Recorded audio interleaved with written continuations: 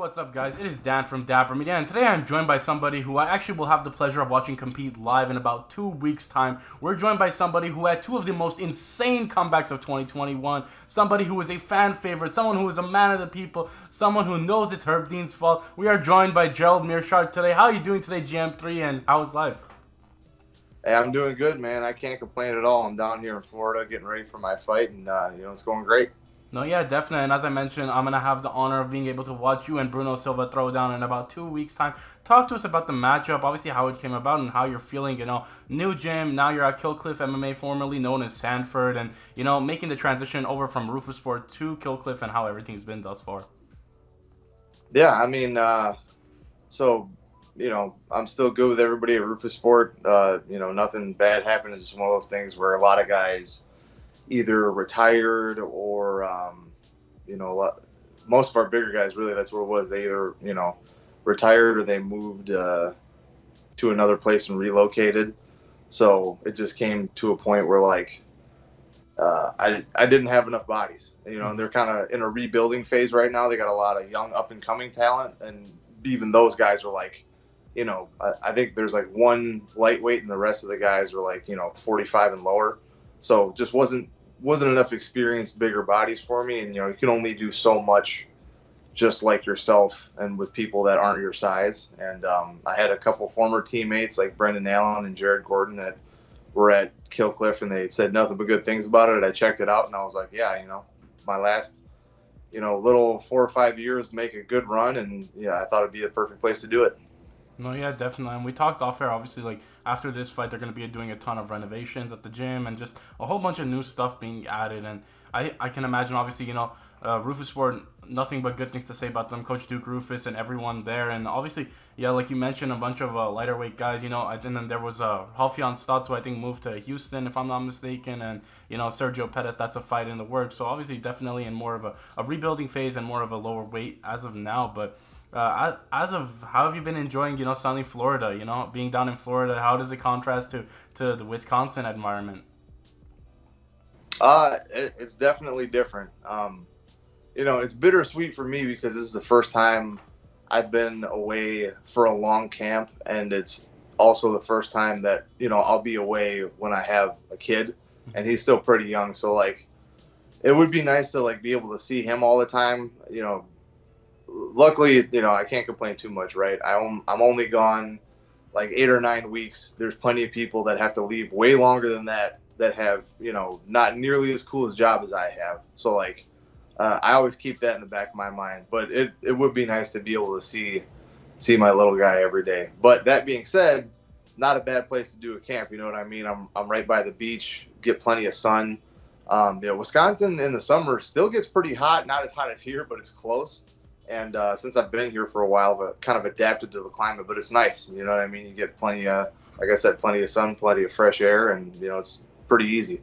No, yeah, definitely. I mean, nothing can beat the Florida beaches and the Florida coast. I feel like it's an awesome place to be in. Obviously, Sanford MMA, there's a ton of higher weight guys. There's a ton of guys coming in, and just talking about, obviously, your little guy, you just had a kid recently. I wanted to actually ask you, because I've been loving asking this question to the new fathers of the UFC fighters, and I wanted to ask you, actually, how would you say that, in terms of turning this new leaf? Obviously, we've seen the improvements you've made as of late. You went perfect 3-0 in 2021, and that was a remarkable year, coming off, a pretty dark year prior. I mean, obviously, in terms of, everything that went down with the Chimaev fight and everything of that sort. Kind of just talk to us, obviously, about how being a father has improved you as a fighter and just, as a human being, going into these camps with a newfound perspective. Sorry about that. No, that's good. It's definitely done nothing but help. Everybody talks about, you lose sleep and this and that, and honestly, I never noticed any of that affecting my performance at all. You know what I mean? If anything, I just felt better. Definitely gives you a new sense of purpose. And it's one of those things, and I kind of figured this was the case before, while my wife was pregnant, leading up to him being born. But it's you don't know what it's like until it happens.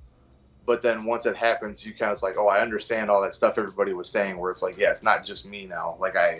I really have to do this and provide for another human being. So it's if nothing else, it's a really great motivator, and it's, keeps you focused. Like, even though it's a beautiful place here in Florida and there's like lots of stuff to do, I'm not here for vacation. I'm pretty much here just to work. So, I'll still go outside and enjoy the sunshine and all that, but I'm not going out to any fancy restaurants. I'm not going out to any, well, like, I don't go out to clubs or do any of that anyway, but I'm not out here drinking or just laying by the beach. I'm here to work. And, it definitely gives you another reason to stay on that straight and narrow.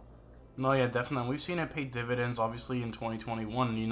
You had two remarkable bouts in specific, the Muradov and the Dustin Stoltzfus fight. Those were two insane fights in terms of like fans seeing the immense, comeback. In the Muradov fight, hurt early on and then coming back and finishing Muradov, and then obviously down on the scorecards in the Stoltzfus fights to many's eyes, and then coming back and finishing Stoltzfus. I mean, that's got to give you a new sense and profound sense of confidence in the octagon, knowing you're fighting for a deeper purpose and fighting for somebody who isn't just yourself, fighting for your kid and showing him, there is like a way to not give up and persevere, and just the mindset shift. Yeah, absolutely. And, hopefully by the time he can understand what's going on, I'll have made enough money that I'll probably be, teaching or doing something else. But, yeah, definitely you think about that too. Like when they do look back and like, oh, what did you used to do? You want them to be proud. No, yeah, definitely. And obviously you mentioned teaching. Something that I find really interesting about you is obviously you have deep roots in music and inspiration in music, big player of the saxophone, one of my favorite instruments, and then also just music in whole. You wanted to actually teach music education in college, if I'm not mistaken, and just become a music teacher. So kind of just talk to us, obviously, about your interest and roots in music, because that's something I feel like goes unnoticed. It's one of those arts that's it doesn't get enough appreciation. Yeah, no, I mean, I think, and especially now, right, a lot of people that are quote unquote into music, they'll listen to a lot of, rap and hip hop are still really big, and that's not to take anything away from them, but it's not as much about, The art I form. guess, mastery of instruments, right? Because it's all, and don't get me wrong, I love rap and hip hop, like huge fan, and that I do consider that a very great, artistic form of music. But it's not the same thing as like playing an instrument. And most bands now that like are made off like the more famous, like, whatever genre you want to pick, rock, country, whatever. Um, it's been a while since we've seen like a real innovation with like music in general, and I'm sure we will at some point.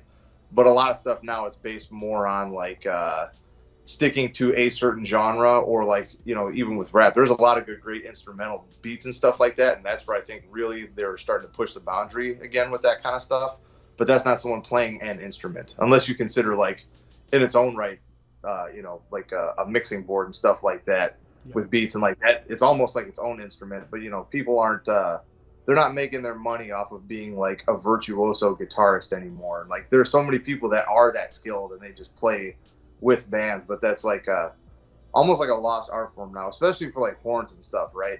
If you want to hear like a really, really good horn section, you got to kind of like really look for it. Saxophones are still decently mainstream popular. There's a lot of even famous songs that still have like a saxophone part in there that's like very noticeable. But yeah, definitely not like a lot of quartets or anything hitting the top 10 charts anymore. But it's like something that I really appreciate, and I think, if nothing else, helps me in fighting, right? Because it's like, I have to master my body as an instrument for fighting, and then mastering an instrument for playing music. There's a lot of similarities there. No, yeah, definitely. I think that the art form of mastering an instrument is something that's gone unnoticed. I feel like as though in different aspects, like you mentioned, mastering an instrument and mastering your body in the art of fighting, there's so many different instruments and different art forms to master, as there are different fighting forms and fighting disciplines to master. I feel like that those two things play tremendous parallels, and also it's kind of like in terms of like I've thought of it's kind of weird to think about it, but like in terms of instruments, I almost think of it as like a belt system in jiu-jitsu in some way. You think about it like you master one instrument and you move on to the next, or you master one song, which is a pretty basic beginner song, and then you move on to a more advanced song with more notes or more advanced and deeper notes. It's something that really stands out to me about artistry and just fighting as it is now. There isn't really much room to there was a time in fighting where there wasn't much room to kind of compare and draw these parallels to, modern art and, different aspects of life. But now we're seeing with the induction of jiu-jitsu taking a new profound emphasis, and wrestling taking a new emphasis, and, boxing, and, just the whole form of MMA as a whole, we're seeing all these parallels being drawn from modern, pop culture and, art, and just all these different interests that fighters had going in that play parallels into MMA we have today. Yeah, I would say the biggest similarity there, what I think you'll start to see is like kind of, like I was saying, there's not a lot of people that play an instrument, like a singular instrument, to its utmost level anymore, because kind of like with different disciplines in MMA, you can get to a point where it's like, well, I can play all the songs, just by hearing the music or sight reading the music. And, so like there's nothing technically, quote unquote, left for you to learn, where you're like, I feel like I've mastered it. Well, then there's like another level of that, just like with, jiu-jitsu or boxing or any of their like MMA, like, well, I can do like basically every move, you know what I mean? Or I have my jiu-jitsu black belt, and I've won wrestling tournaments, and I've won jiu-jitsu tournaments, and I've won kickboxing tournaments. So like you get to the point where, there are people that win a lot of these things, but there's always that little detail. They're not the best. So it's just like with an instrument, you got people, who was I hearing talking about this? I think it was Louis Armstrong back in the day, if I'm not mistaken. Somebody like that, but I think they were talking about him. But this goes for like any real master of their instrument, right? They were like, you can get to the point where you can play anything, sight read anything, whatever. But he got to a point, like, a Louis Armstrong or a John Coltrane, where he didn't even have to play certain notes. They were implied in the way he was playing. Meaning that not only did he play the right notes at the right time, but he used silence in such a way that silence became the thing you were listening to, and that the note that he played before, or actually the note rather that you would play after, influenced what you had heard previously. So like you didn't even need to play all the notes. You played the notes in a way that made people hear something that wasn't even physically present. And that's, I think the next thing jump you'll see kind of like in MMA, where like you see a lot of kids like, oh, they know kind of how to do MMA. And now they're going to take it to that next level where they're like a virtuoso, where they really buckle down and study, and they're like almost creating new moves or new ways to approach moves, where it's like, well, I've seen that before, but they're doing it in a way that's completely unique because they're blending, whatever it is, wrestling and jiu-jitsu, striking and wrestling in a way that we haven't seen yet.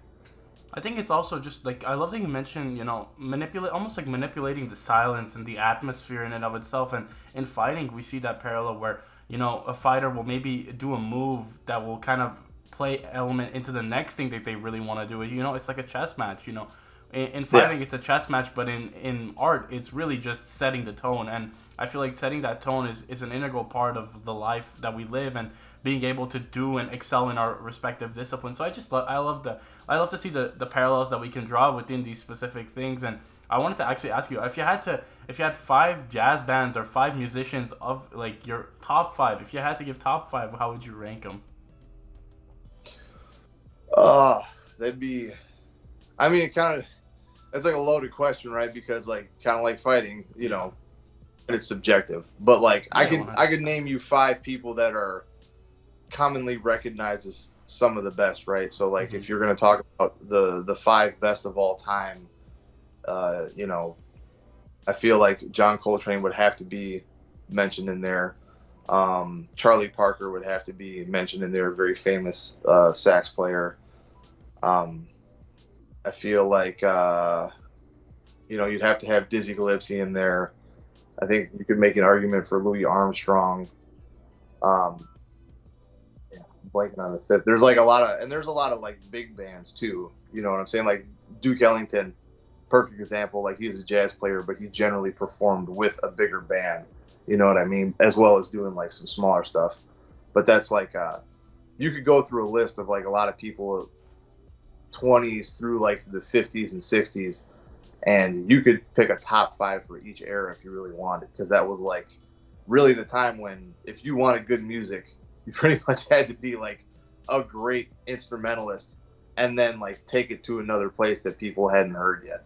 No, yeah, definitely. And I feel like I really hope that we see kind of like this jazz come back and really just modern or traditional music because, like you said, a lot of, I guess you could consider a mixer kind of like an instrument, but I feel like that raw element of creating sound using an instrument, it's missing from modern music, and that's something we need. But I also wanted to piggyback back to something that you mentioned, teaching.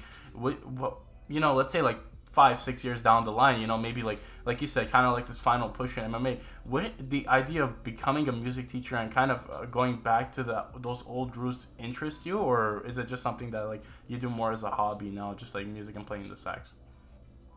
Oh yeah, it's just like a hobby. So when I say teaching, I mean like I plan on opening up a grappling school, Mm-hmm. and like maybe I'll teach striking. I'm not opposed to the idea of like teaching younger fighters and having a fight team, quote unquote. But like we'll see what happens with that. But for sure, I would like to get into teaching in some capacity. Is like I planned on opening a school called GM3 Combat Grappling. So it'd be, it wouldn't just be jiu-jitsu. I definitely have gi classes, but it would be like grappling on the feet. Some grappling with strikes. You can still earn like a jiu-jitsu black belt through the program, but that would be like the starting point after fighting. And maybe I'll get it started earlier. So like before, my plan was to like kind of when I was training at Rufus Sport to start it.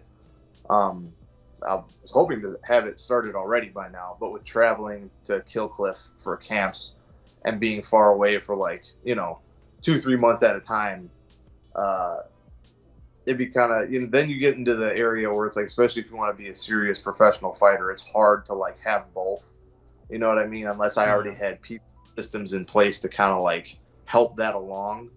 But even when I'm back home, I'm doing a lot of driving to Chicago to train with my buddy Bilal Muhammad at Valley Flow. Oh man, Bilal.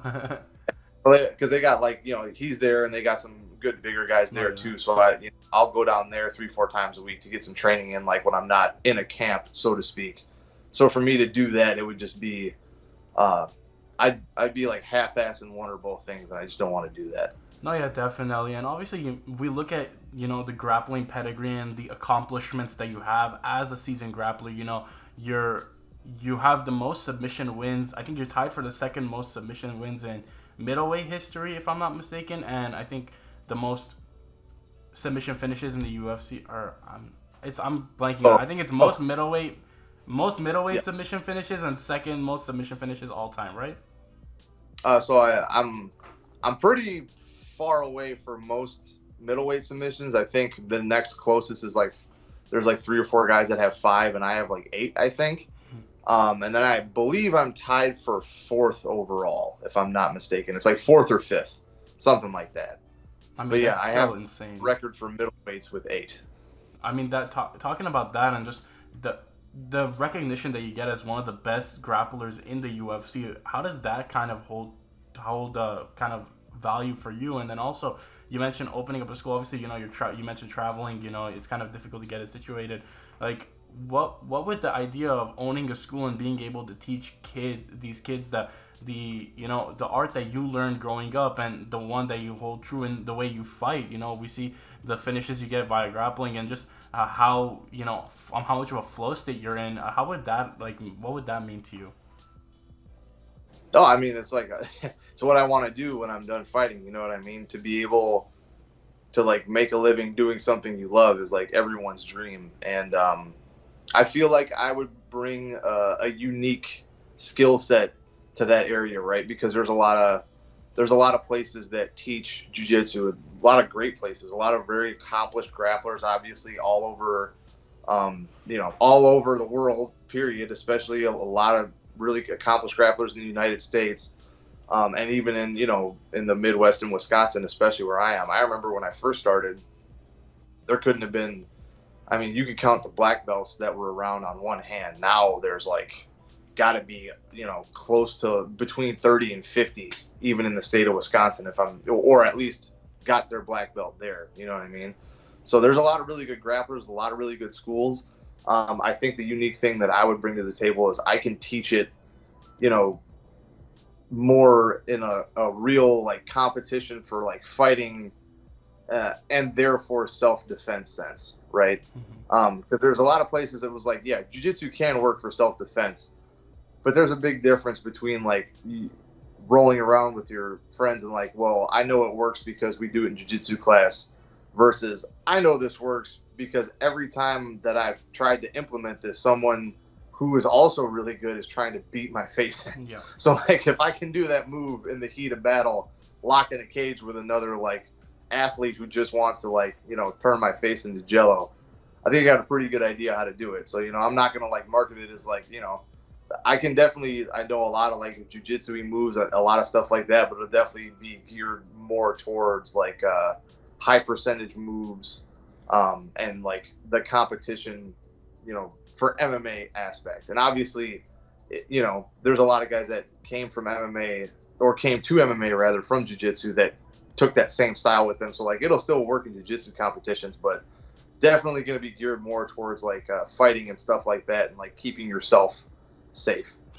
I mean, that's obviously number one. I feel like that's something that kind of goes unnoticed, is the self-defense aspect. I mean, we see a lot of people going into fighting now thinking about competing, but just to go in for self-defense alone is a remarkable feat, and I think that's something that is more of something that should hold true in modern martial arts, is more people signing up in terms of just wanting to defend themselves. I mean, nowadays, with all the stuff that's going on, high crime and everything, it's just important to know how to defend yourself, and that's awesome to see, and awesome to see someone, as accredited and as skilled as yourself putting that foot forward and really wanting to make that presence known in the world of martial arts. So I do think that's awesome, and obviously I can't say enough good things. I'm pretty excited about it, and I wanted to mention something. Obviously, you're a very, your personality is a very vibrant one. You're someone who a lot of people in the MMA community and fight community have the pleasure of being able to speak with, and everybody kind of goes through their like kind of demon phase where like there are those demons kind of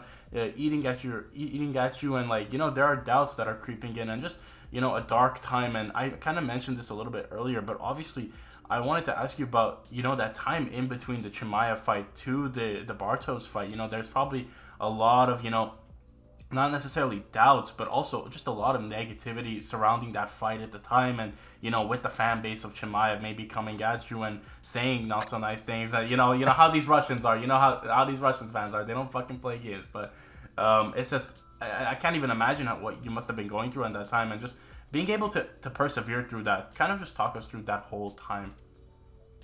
I'm gonna be honest. It didn't really affect me that much. Like it sucked, but I've already, even to that point, I had a lot of fights already. When I started my career, I did not start on a high note. You know what I mean? Like I lost like my first 2 fights in a row, and I did not do well. And I was like way underskilled, undertrained. I mean, once I started training, I was serious about training. I was in all the time, but like I think I trained for maybe a month before I took my first MMA fight. So, me being in a position where, I'm coming off 2 losses is literally how I started my career. And, I, from the outside looking in, I knew what it looked like. Like I, didn't look good at all. You know what I'm saying? It was like by far probably my worst performance ever, like having the skill set I had. And, like I said, whatever happened leading up to that, like, I knew that I didn't, one, I wasn't in a position to, and 2, I didn't do enough to prepare for that fight, like I should have, you know what I mean? So like, I knew that wasn't my best self, and that sucked probably more, because if I was fully trained and that happened, it'd be like, well, maybe that guy's just that good. But, I was more mad at myself that I took that fight, and with the time that I had, it's woulda, coulda, shoulda now, right? But it was like I knew that wasn't me, and I did just kind of took it in stride, and then I was like, all right, I pretty much got to shut everything else off. I got to take a long break and make sure my brain's healed up, right? Because that kind of got me in trouble in the first place. I got cracked right before that one, and then I tried to rush into another fight, and that was also not a smart idea. And I'm not saying that to make an excuse or anything, but as advice to any up and coming fighters or anybody. If you have a fight and you got like and like I wasn't even completely out, but if you get cracked, you know what I mean, and you see a flash or something, even if it's a flash knockdown, maybe don't try to fight like 2 to 3 months right after that, you know, and jump right back into training. You only get one brain, you know what I'm saying? Take your time, make sure you're good. Because like even me, I was like, oh, well, I was in there sparring and I felt fine. It's like, you don't need to do that. You know what I mean? Take your time. But other than that, it was just, you know, just let it be noise. People are going to say what they want to say. I knew what I signed up for. I'm a grown man. I'm very comfortable in my own skin. I don't know any of these people, so, you know, whatever they say, it quite literally does not affect me unless I let it. And I just kind of ignored everything. You know what I mean? It was like, I'm going to focus on myself. I'm going to be the best that I can be and make sure I'm doing the things I need to do to get prepared. And when I did that, you know, I came out, you know, I feel like stylistically that Bartosz fight favored me anyway, but I knew what he was going to do. I really worked hard preparing for it. I had a nice long recovery and a long camp leading into it. And, you know, it worked. I made sure I was as good as I could be, as prepared as I could be, and everything else fell into place. No, yeah, that's awesome to hear. And obviously, you know, a lot of people I think now are just big into criticizing the fighters, which I think is totally unjust in my opinion. And obviously, keyboard warriors are gonna keyboard warrior, and they're just gonna type and spew nonsense. But I'm really happy to see, you know, just kind of fighters really understanding nowadays social media and fighting and combat sports and just sports in general is more prevalent than ever. Being able to kind of block out that outside noise and be able to really just compete without any distractions. And I feel like if there was any advice, is there any advice you could give younger Gerald, you know, the one coming into MMA, you know, the one that took a fight on a month into mixed martial arts training, is there any other advice you would really give just in terms of coming up and being able to kind of be the best you can be and just kind of shut out the outside noise? Or Yeah, absolutely. I would say don't fight after a month of training. Take like 5 years and just train really hard. You can do jiu-jitsu competitions. You can do, you know, kickboxing matches. You can do all these other things. And I don't even know that I'm in the mind of like a lot of guys like get as many amateur fights as you can. It's like, nah, I don't know if that makes sense either, because depending on where you are, there's some states like you know, on the East Coast especially, they'll have you wear those little shin guards, or they like won't allow certain strikes. I could maybe rationalize that, but really, for the most part, the only difference, again, not everywhere, but most places between, or at least where I was for sure, between amateur and pro, is amateur, there was no knees or elbows, but you still wore 4-ounce gloves. You didn't wear any shin pads. So it's like you're still taking real damage for no money, which is not smart as far as I'm concerned. Not at all. So I would say, you know, if I was talking to myself, I'd be like, look, if you want to be in this for the long haul, train like you have a fight coming up, you know what I'm saying, 5 years from now. Train for 5 years. Don't worry about fights. Get your competition in. You know what I'm saying? Get a job that you can support yourself, that allows you to still train at least once a day, and then you can work, you can always train more than once a day, but make the important pro practice that once a day, work around that, and then fit in other little stuff, and make sure you're doing, which I wish I would have done earlier, like a serious regimented strength and conditioning routine with that. I would say, you know, take your time. Like I always tell young guys, take your time. Don't worry about it. If you really, truly want to do this, if you just want to go and have a fight, you know what I mean, and like get your toes wet, then maybe amateur is okay. You know what I'm saying? Or like you just want to have a couple, just to say you fought pro. I get that. Yeah. There's plenty of people like that. More power to you. You know, we need more people like that, just to like, you know, like how baseball is so popular, football, like, and there's rec leagues and stuff like that. That's great. Mm-hmm.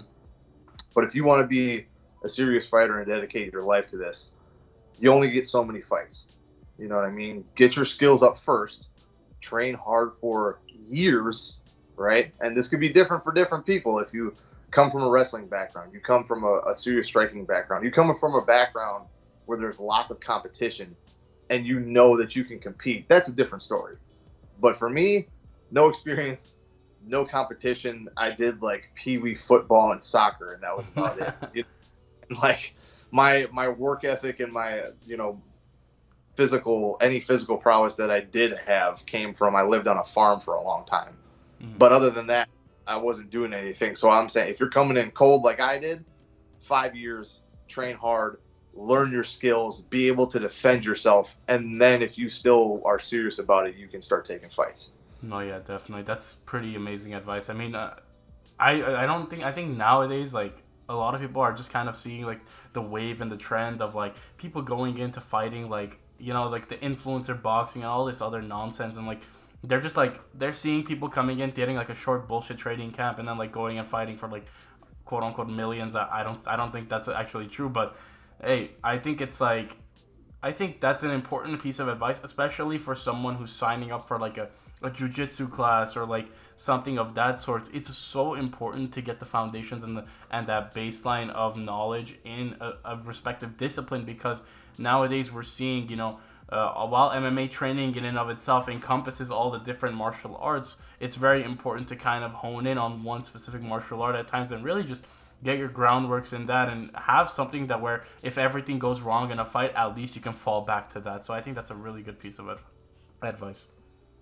Yeah, absolutely. It's always about keeping yourself safe. If you can defend yourself, then you'll be all right.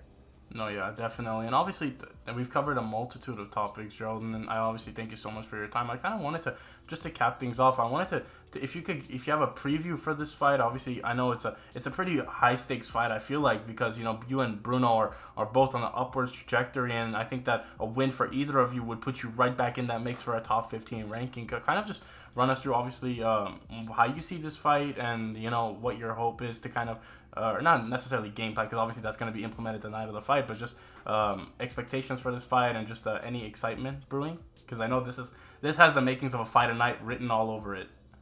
Yeah, no, it's gonna. I'm really excited, and I fully expect and am prepared and preparing for a very hard fight. He's not too dissimilar from me. He's just kind of the other side of the coin, right? Like. Mm-hmm. Everyone says he's the striker, but he has really slick grappling. Kind of like everyone says I'm the grappler, but I stood in there. Really sick striking. I got some good striking. You know what I'm saying? So I think we both definitely have. If you look on paper, the one or the other, like he's got more knockouts. He's more the striker. I'm more the grappler. But we do the other one very well still. And he's tough, and he's really good about throwing punches when most guys take a break. So, like, especially in that Jordan Wright fight, you saw it when he tried to clinch him up. He's just starting to throw bombs over the top. Or anytime he gets in close, even with the Alex Pereira fight, right? You let him get close to you, and he was trying to throw those hooks, and anytime he got inside, he's letting his hands go. And he's got to have some power because he's, like, touching guys, and, like, some guys will throw hands, and guys will be all right, and it's more about accumulation. But he seems to have some good stopping power. When he fought Wellington Thurman, he got him, Yeah. Hammer fist. Tried to grapple. Clearly, that's not a good idea, right? Because, like I said, he's got good ground and he's good takedown defense. He popped up every time, and then when he did end up on top, because Wellington had his back, did a great job reversing that. He ends up in guard, and he drops down a couple straight punches, and they didn't look. They looked hard. Don't get me wrong, but they weren't like super fast. But he just must have stopping power because he touched him on the chin once, very accurate. But when he touched him, man, that was it. So it's like very good power puncher, slick on the ground, really good defensively. He also likes to come forward.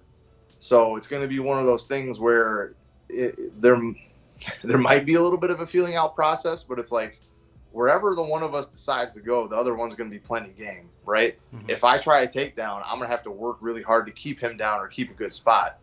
If he stands and throws with me, I also like to clinch and elbow and throw hands in tight, and he also likes to throw like that. You know what I mean? You could say for both of us too, like I've seen before, where he'll look like he's kind of tired, but then even though he looks like he's gassing or slowing down, he'll still open. Throwing. Yeah, so and people say that about me all the time, so I completely understand where it's like, oh, he looked labored and tired. It's like, well, how am I tired if I'm still landing takedowns or throwing all these punches? You know what I'm saying? So that's one thing where people could say that about either of us is gas. It's like I wouldn't consider that gassing if you're still coming forward and throwing heat. So yeah, I think we're gonna be right there with each other in pretty much every aspect, and it's going to come down to like who can like set up traps a little bit better than the other. And you know, if I can stay on my P's and Q's defensively and like manage my distance and not, you know, find myself off balance or like in the wrong spot with striking, and if he can do the same, you know, when I get him down on the ground and make sure he doesn't pop up and leave a neck exposed or something like that. So it's gonna be pretty neck and neck, I think. No, yeah, definitely, and obviously that's a fight I'm looking forward to on this San Diego card. You know, as I've already mentioned, I'll be in there live in attendance, having the luxury of watching this fight live. So that's something I'm definitely looking forward to, and just looking as though this is probably, in my opinion, one of the unspoken main events of fighting. You know, two guys who've paid their dues, two guys who are going in there just to deliver and bring, I think, a spectacular performance. I think that both of you guys, win or lose, the stock is going to go up, because that's just the feeling I have about this fight and the way both of you guys fight, putting it all on the line and just really putting your all into everything in your craft, in your fighting, and in the life that you pursue. And I just wanted to thank you so much, Gerald, for your time and obviously being able to sit down and chop it up with you about music. And, you know, we spoke about obviously training and the importance of that, and then obviously previewing the matchup.